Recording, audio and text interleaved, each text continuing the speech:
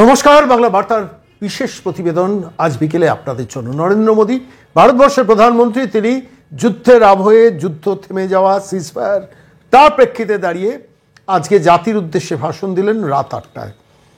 সারা ভারতবর্ষের মানুষ, সারা পৃথিবীর প্রবাসী বাঙালি, প্রবাসী ভারতীয়রা সবাই মন দিয়ে শুনেছেন ভারতবর্ষের প্রধানমন্ত্রী নরেন্দ্র মোদী কী বললেন।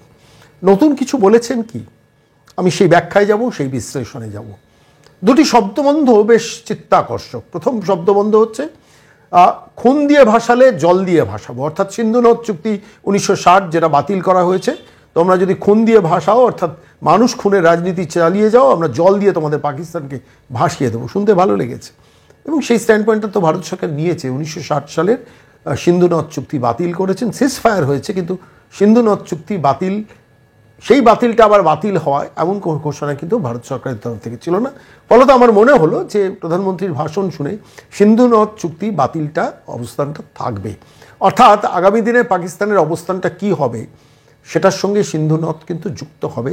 মাঝে মাঝেই ড্যাম থেকে আচমকা জলে ভাসিয়ে দেওয়া হবে পাকিস্তানকে। এবার পাকিস্তান ভেবে দেখুক সে কী সিদ্ধান্ত নেবে, সে কী করবে। প্রধানমন্ত্রী এই পর্বের এই পার্টটা আমার কাছে খুব চিত্তাকর্ষক লেগেছে। আমার মনে হয়েছে যে ভালোই লেগেছে, যে কোনো ভারতবর্ষীর ভালো লাগার কথা। ভালো লেগেছে আরও একটা কথা, যে ব্যবসা এবং সন্ত্রাসবাদ দুটো একসঙ্গে চলবে না। অর্থাৎ পাকিস্তানের সঙ্গে আপাতত না, প্রায় স্থায়ীভাবেই সমস্ত রকম ব্যবসায়িক সম্পর্ক ভারতবর্ষ বন্ধ রাখছে। এটা কিন্তু স্পষ্ট হয়েছে প্রধানমন্ত্রীর বক্তব্যে। এর ফলে ক্ষতিগ্রস্ত কে হবে, ভারত বেশি হবে না পাকিস্তান বেশি হবে, সেটা শিল্পমহল পর্যালোচনা করবে। কিন্তু এটাতে আমার নিজের ধারণা পাকিস্তানের ক্ষতিটা অনেক বেশি। অর্থাৎ সন্ত্রাসবাদ যতদিন চলবে পাকিস্তানের সঙ্গে ব্যবসা পার্মানেন্টলি বন্ধ। এটা কিন্তু পরিষ্কারভাবে প্রধানমন্ত্রী খুব সংক্ষিপ্ত যে জাতির উদ্দেশ্যে ভাষণ, সেখানে স্পষ্ট হয়েছে। তৃতীয় যেটা হয়েছে সেটাই আমার কাছে মনে হচ্ছে সব থেকে গুরুত্বপূর্ণ, যেটা বলা দরকার ছিল, সেটা হচ্ছে নিউক্লিয়ার ব্ল্যাকমেল করার পদ্ধতি আর আমরা মানব না।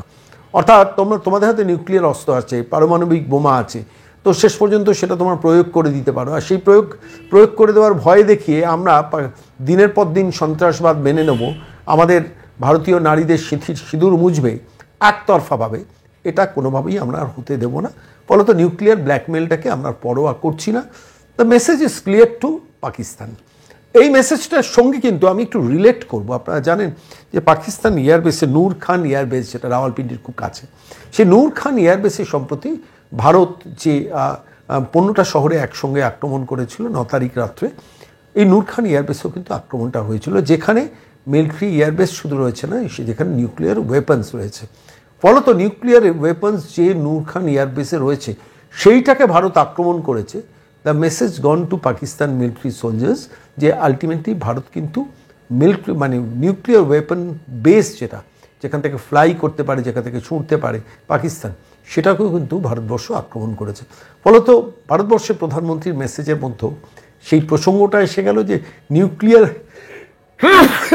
নিউক্লিয়ার শক্তিধর রাষ্ট্র আমরা পাকিস্তান, সুতরাং তোমরা সমঝে চলো, আমরা যা ইচ্ছে করবো তোমরা মেনে নেবে। এই জায়গাটাকে ডিনাই করলেন। আমার কাছে মনে হয়েছে এই জায়গাটা খুব গুরুত্বপূর্ণ। ভারতবর্ষের প্রধানমন্ত্রী যে বক্তব্য রেখেছেন, অ্যাপারেন্টলি গত 2 দিন ধরে ভারতবর্ষের বিভিন্ন ডিরেক্টর জেনারেল অফ মিলিটারি অপারেশনসরা যে বক্তব্য রেখেছেন, কিংবা বিক্রম মিস্ত্রি, যিনি ভারতবর্ষের প্রতিরক্ষা সচিব, তিনি যে বক্তব্য রেখেছেন, তার সঙ্গে বিশাল কিছু তফাৎ নেই, নতুন কিছু নেই। কিন্তু একজন ভারতবর্ষের প্রধানমন্ত্রীর মুখ থেকে যখন এই কথাটা শোনা যায় যে জল এবং রক্ত দুটো একসঙ্গে বইবে না, মানে রক্ত বইলে জল বইবে, এই যে কাউন্টার ন্যারেটিভটা, এটা কোনো মিলিটারি জেনারেল বলেননি।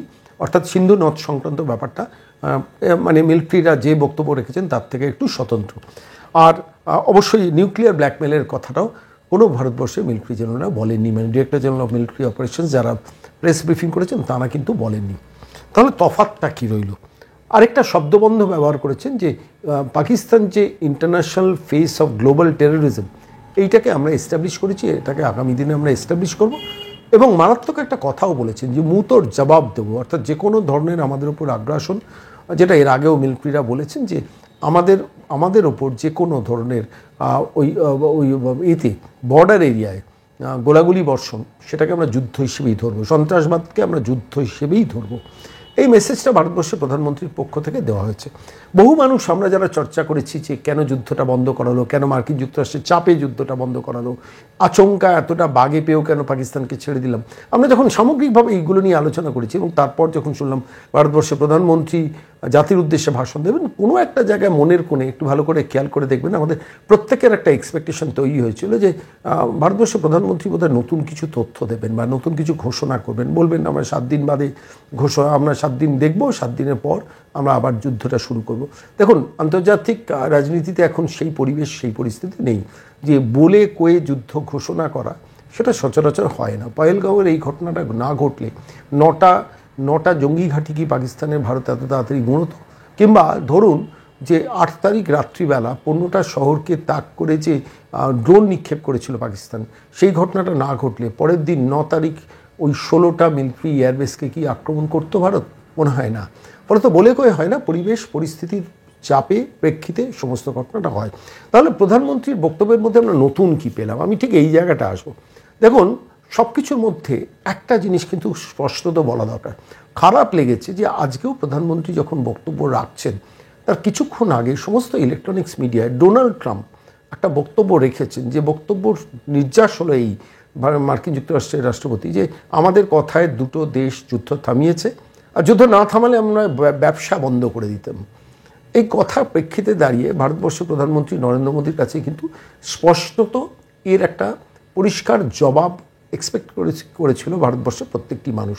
তিনি নরেন্দ্র মোদীর সমর্থক হতে পারেন, তিনি নরেন্দ্র মোদীর বিরোধী হতে পারেন, তিনি কোনো দলের লোক না হতে পারেন।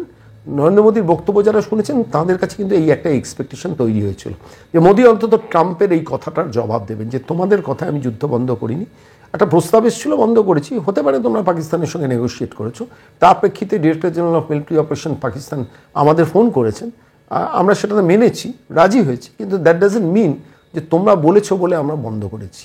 এই জায়গাটা নরেন্দ্র মোদীর কিন্তু ক্লিয়ার করা উচিত ছিল। দেখুন, খুব ইম্পার্শিয়ালি আলোচনা করতে গেলে এই স্পষ্টত এই কথাগুলো কিন্তু বলা দরকার। মানুষের, ভারতবর্ষের 140 কোটি ভারতবাসীর মনের কিন্তু একটা যন্ত্রণা আছে। যন্ত্রণাটা হচ্ছে আমরা একতরফা মার খেয়েছি, আমরা দিনের পর দিন রক্তক্ষয় হয়েছে, আমাদের দিনের পর দিন আমাদের স্মৃতির সিঁদুর মুছেছে, আর তারপর পাকিস্তান এবং ভারত একই বন্ধনীতে ডোনাল্ড ট্রাম্প বসানোর অধিকারটা তাকে কে দিয়েছে? ভারতবর্ষে কিন্তু এটা একটু ভাবা দরকার। ভারতবর্ষের পক্ষ থেকে কিন্তু সরাসরি মার্কিন যুক্তরাষ্ট্রকে জানানো দরকার। সেটা হচ্ছে মার্কিন যুক্তরাষ্ট্র, তোমরা পাকিস্তানে ব্যবসা করতে পারবে, তোমাদের পাকিস্তানের ব্যবসার তোমাদের আর্থিক প্রয়োজন আছে, তোমরা সেখানে ব্যবসা বাণিজ্য করতে পারো, সব ঠিক আছে, কিন্তু একটা টেররিস্ট স্টেটের সঙ্গে পৃথিবীর বৃহত্তম গণতন্ত্রকে এক বন্ধনীতে বসানোর অধিকার তোমাদের কে দিয়েছে? আমার মনে হচ্ছে যে এটা that should be communicated to the state of United states পরিষ্কারভাবে। তারা প্রত্যেক দিন, আমি খেয়াল করছিলাম এর আগের দিন, গত 2 দিন আগে সম্ভবত শনিবার, that was a fine Saturday, সেখানে দাঁড়িয়ে যখন director general of military operations Pakistan Indian কাউন্টার পার্টকে তিনি ফোন করলেন, তার কিছুক্ষণ আগেই ডোনাল্ড ট্রাম্প একটা টুইট করলেন যে আমরা মধ্যস্থতা করে এটা থামানোর ব্যবস্থা করছি। সঙ্গে সঙ্গে ডিজি মিলিটারি অপারেশনস তিনি ফোন করলেন, ভারত তাতে রাজি হয়ে গেল। দ্য মেসেজ গেল ভারতবর্ষের প্রত্যেকটা মানুষের কাছে যে ডোনাল্ড ট্রাম্প মধ্যস্থতা করে আমাদের থামালো। কিন্তু সঙ্গে সঙ্গে কিন্তু ভারতবর্ষের তরফ থেকে একটা পরিষ্কার মেসেজ দেওয়া হয়েছিল, যেটাও অত্যন্ত ভালো দিক, পজিটিভ দিক। সেটা হচ্ছে যে আমরা কোনো বিদেশি রাষ্ট্রের মধ্যস্থতা মানব না। That was as per Shimla চুক্তি। সিমলা চুক্তি যেটা হয়েছিল ভারতের সঙ্গে পাকিস্তানের, সেই সিমলাতে যে চুক্তিটা হয়েছিল, সেই চুক্তিতে কিন্তু এই কথাটাই বলা হয়েছিল যে ভারতবর্ষের সঙ্গে পাকিস্তানের যে কোনো দ্বিপাক্ষিক সমস্যা আমরা মেটাবো দুদেশ বসে, কিন্তু এখানে কোনো তৃতীয় পক্ষকে ইনভলভ হতে দেবো না, এমনকি রাষ্ট্রসংঘের ইনভলভমেন্টও আমরা হতে দেব না। That was the agreement in the Shimla চুক্তি। যখন ডোনাল্ড ট্রাম্প এই ধরনের টুইট করলেন, তখন আমাদের অনেকেরই মনে হয়েছিল তাহলে কি ভারতবর্ষ সেখান থেকে ডিভিয়েট করছে, মার্কিন যুক্তরাষ্ট্রে কি মধ্যস্থতাকারী হিসেবে ঢোকার সুযোগ দিচ্ছে? এই প্রশ্নের জায়গাটা কিন্তু ভারত সরকার পরিষ্কার করে দিয়েছে যে there should be no third party mediator. যদি কিছু কথা বলতে আমাদের সঙ্গে বলো। এইখানে আবার আরেকটা খুব ইম্পর্টেন্ট পয়েন্ট আমি আপনাদের নোট করাবো, যারা বাংলা বার্তার ভ্যালুর দর্শক আজকে রাত্রে বা সকালেই আমাদের প্রতিবেদন শুনছেন, একটু ভালো করে খেয়াল করে দেখুন। নরেন্দ্র মোদী কিন্তু আরেকটা জায়গা খুব মাস্টার স্ট্রোক দিয়েছেন, এর আগের দিনও দিয়েছেন, আজকেও দিয়েছেন। সেটা হচ্ছে যে আলোচনা দুটো ব্যাপারে হতে পারে। স্টপ টেরোরিজম এক, পয়েন্ট নাম্বার 2 হচ্ছে পাকিস্তান অকুপাইড কাশ্মীর আমাদের ফেরত দাও। That was the point included. আজকেও সেটা নরেন্দ্র মোদী বক্তৃতার মধ্যে বলেছেন যে যে কোনো আলোচনা দুটো বিষয় হতে পারে, একটা হচ্ছে টেরোরিজম, আর 2 নম্বর হচ্ছে পরিষ্কারভাবে পাকিস্তান অকুপাইড কাশ্মীরকে আমাদের ফেরত দাও। এই দুটো পয়েন্টে আমরা স্টিক করে থাকবো, এর বাইরে কোনো কথা নয়। অর্থাৎ ভালো করে খেয়াল করে দেখুন, এখান থেকে একটা মেসেজ দিয়ে দেওয়া হলো, সিন্ধু নদ চুক্তিকে রিভাইভ করার কোনো কথাই তোমাদের সঙ্গে আমরা বলবো না, তোমরা পাকিস্তান, তোমরা বেসিক্যালি একটা টেররিস্ট স্টেট।